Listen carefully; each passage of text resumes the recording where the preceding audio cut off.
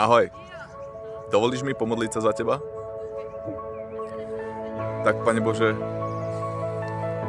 zober srdce tohto človeka a pomôž mu všetky steny a hradby, ktoré si vybudoval okolo seba, cez všetku bolesť, ktorú zažil, či už ako dieťa, alebo kedykoľvek.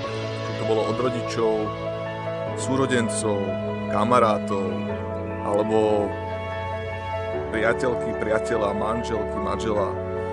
Prosím, zober túto bolesť a uzdravuj ju. Ja viem, že ty chceš, aby tento človek cítil lásku od teba a vedel tú lásku dávať aj ďalej. Vedel preukázať lásku tým, ktorých miluje. Tak prosím, zober srdce tohto človeka, zahoj ho, uzdravuj a postupne mu pomáhaj nie stavať hradby okolo svojho srdca, ale ich dávať dole. A zažívať tvoju milosť, lásku a takisto lásku a milosť nechávať, pociťovať aj ľudí okolo seba. Tak v mene Ježiša Krista. Amen. Tak, prajem ti ešte krásny deň.